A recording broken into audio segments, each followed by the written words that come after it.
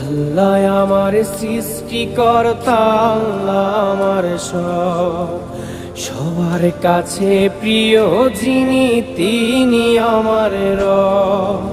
দুনিয়া করব সবাই আল্লাহর ইবাদত, দুনিয়া করব সবাই আল্লাহর ইবাদত।